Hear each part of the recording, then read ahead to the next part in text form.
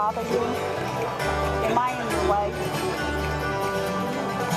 Ask her if I'm in your way. No. Am I in your way? No. Okay.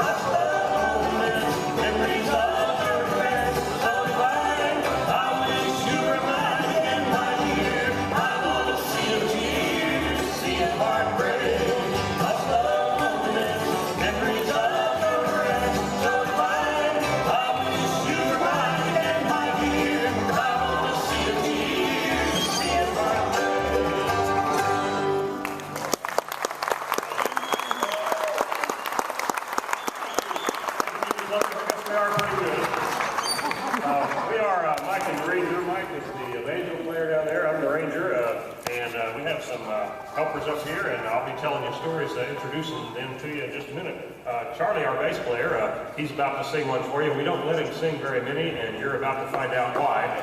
But Charlie, he's kind of embarrassing to go places with. We just went out to supper, did our sound check, and came in here to eat, play, but we'd been to supper, and I'm still reeling from this. We went to a really nice place, and the special of the day was beef tongue.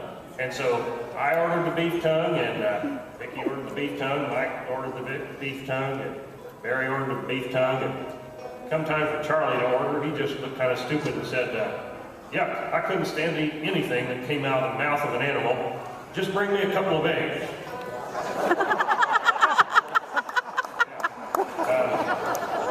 But I'm having a great day today, though. I went out to my mailbox today, and you know, Obama's having trouble with the IRS, and I've been having trouble with the IRS, not for just a few weeks, but for years. The IRS has been after me for back taxes and penalties and fines. Oh, it's been terrible. But today, it's all wrapped up. It's all over. I went out to the mailbox today, and there's another letter from the IRS, and I was afraid to open it, but I opened it up. Great news in there. It's all over. I opened it up, and it said, "Final notice." Thank goodness that's finally over. So, Charlie's about to sing a church song here.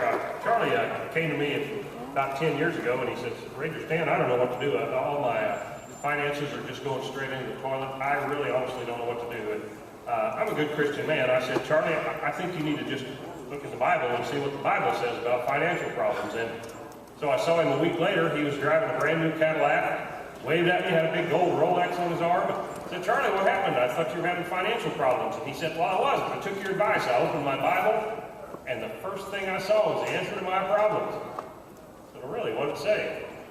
He said, chapter 11. Oh, it's Charlie Castelberry.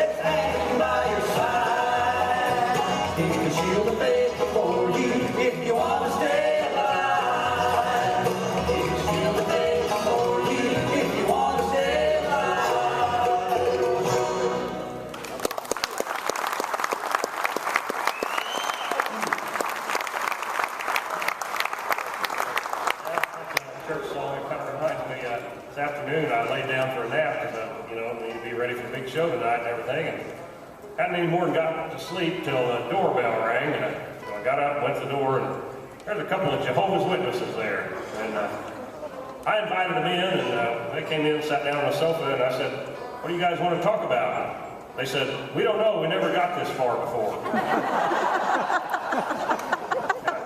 I mentioned I was a good Christian man. I've been a Southern Baptist since 9 months before I was born, and when I was in kindergarten, I was introduced to something I'd never seen before, and that was a show and tell. One day, this little boy came up to the front of the room, and he says, I'm a Roman Catholic, and this is a symbol of my religion. This is a crucifix. I thought, well, that's nice. Well, the next day, a little girl came up to the front of the class, and she says, I'm Jewish. This is a symbol of my religion. This is the Star of David. I thought, well, that's nice. Well, so the next day, it was Ranger Stan's turn, so I came up to the front of the class, and I said, I'm a Southern Baptist, and this is a symbol of my religion. This is a casserole dish. I got some great material here. I'm actually having a really good week, too. I had a good day today, but I had a really good week on Wednesday of this week. My mother-in-law went in for a facelift, and the doctor came out and he says, Ranger Stan, I got good news and I got great news. The good news is the facelift went very well. The great news is we have enough skin left over to make you a pair of cowboy boots. Thank you, music lovers. Now listen, we're going to do a little song now. shop teacher. This one's called I Kissed Her Ruby Red Lips, But I Left Her Behind for You.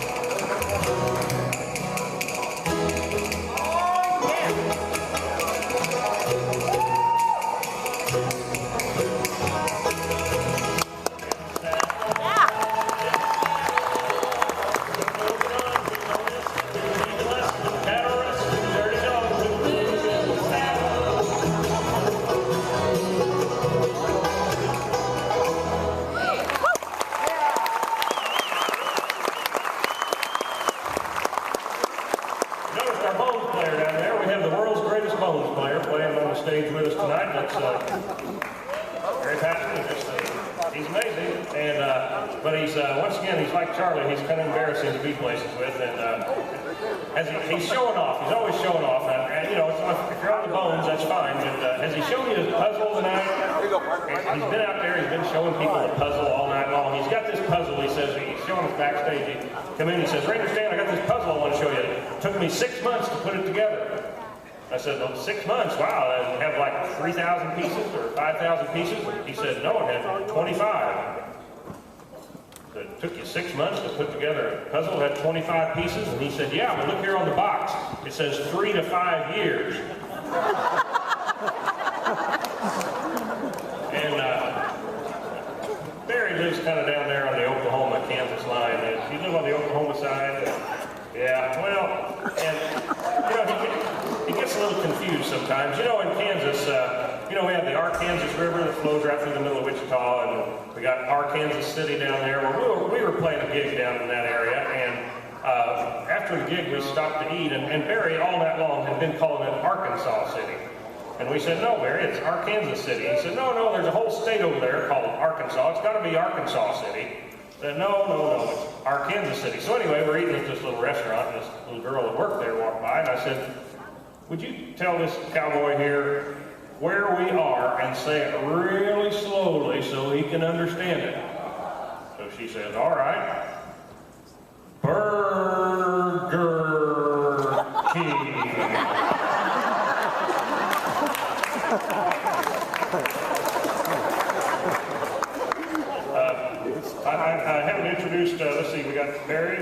Charlie. There's Mike, and Vickie's getting ready to sing for you. Now, I really should go easy on her, but Vickie, this actually happened at, you gonna answer that there? This happened at church. This is at my church on Easter. Vickie came by to play, help us out, and we were playing the service, and Vickie was just singing this beautiful song, and a little mouse, I guess, enjoyed her singing. This little mouse came running out from the side, and Vickie saw that mouse, and she started screaming right in the middle of her song, and I guess that scared the mouse or something, and it goes running, and it started to run up her leg.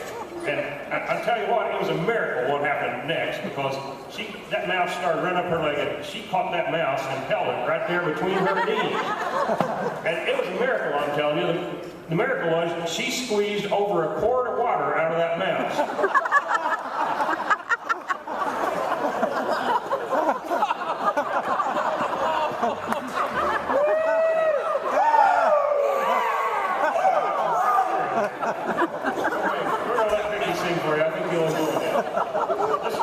This one's called When the Lone Ranger Ripped His Pants, They Found His Hideout.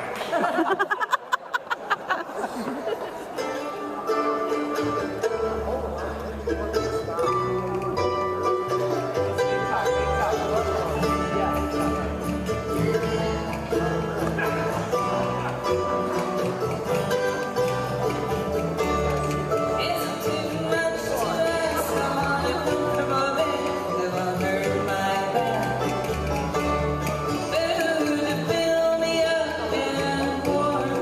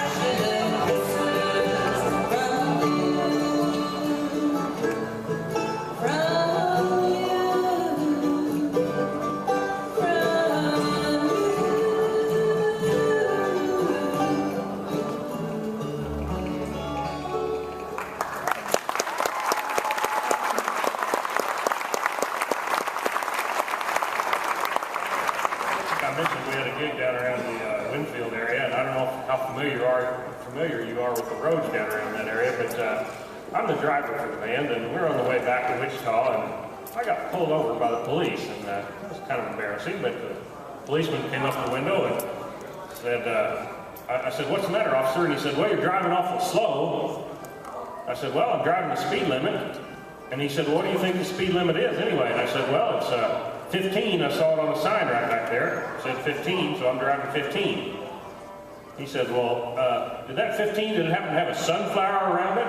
And I said, "Well, yeah, I think it did." And he said, "Well, you dummy, you're on Kansas Highway 15. That's the route number." I said, "Oh, okay, I'll speed it up." So he started heading back to his car, and he looked in the window, and he saw the rest of the band in there. And he said, "What's the matter with the rest of those people? They're all white as a ghost." And I said, "Oh, we just got off of Highway 160. Say, I don't think I mentioned that Mike and Vickie are married, and I was over at their house last year. They were getting ready to celebrate their anniversary, and I heard Mike asking Vickie, said, "Honey, what do you want for our anniversary?" And Vickie said, "Well, I think I want a divorce." And Mike said, "Well, I wasn't planning on spending that much."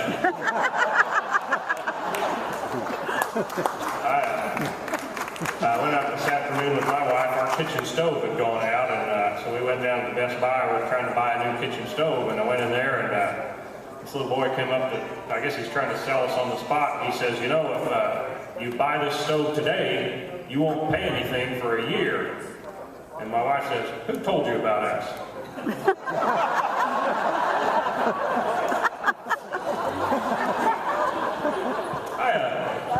I mentioned fancy restaurants. I was at a fancy restaurant with my wife the other night, and it was a little fancier than what I thought. I didn't realize there was a dress code, and of course my wife, she always looks great. They let her right in, but they said, "I'm sorry, sir, you can't come in. We have a strict dress code. You have to have on a necktie to come in here." And well, I didn't have a tie, but I said, "Go on in, honey. I'll go see what I can find." And well, I went out to my pickup, and all I could find was some jumper cables.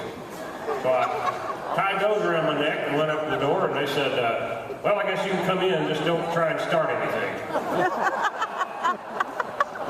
I got one more Vickie story, and then we got one more song, and then we'll get out of here and let the show start.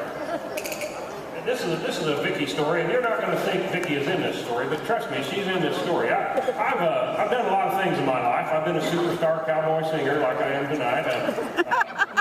I'm a math and science teacher, worked on a chicken farm. You know, I've done a lot of stuff, but one thing, I've been a pilot. One of the things, though, I've never done is I've never jumped out of a perfectly good airplane. So I decided I'm going to take parachute lessons, and I'm going to jump out of an airplane. So I went down and took the ground school, and they said, "Well, Ranger Stan, it's real easy. You just jump out of the airplane, and you yell, 'Geronimo!'" Of course, I had a question about that. I said, "Pardon me, what is, if Geronimo jumps out of the plane, does he yell, 'Me?'" But anyway, no, they said, "Just yell Geronimo, and then pull the big red cord, and your parachute will come out, and you'll float to the ground." And I said, "Okay, great." So I said, "Well, what happens if I pull the red cord and nothing happens?" They said, "Well, that's easy. You just pull the yellow cord, and your reserve chute will come out, and you'll float to the ground."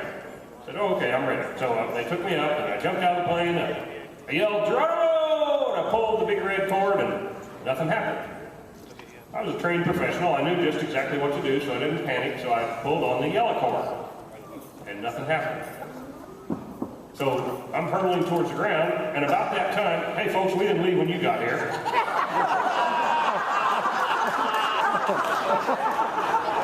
Sorry, where was I pulled the big yellow cord and nothing happened, and so I'm hurtling towards the ground, and about that time, I meet Vickie coming up the other way. And so I yell to her, I says, "Vickie, you know anything about parachutes?" And she yells back, "You know anything about gas stoves?" Thank you. This will be our last song. Get the music started up here. Oh, that's what they're doing.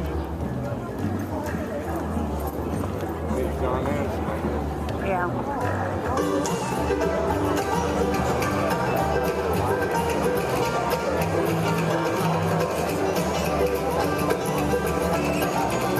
I promise I won't tell any more jokes.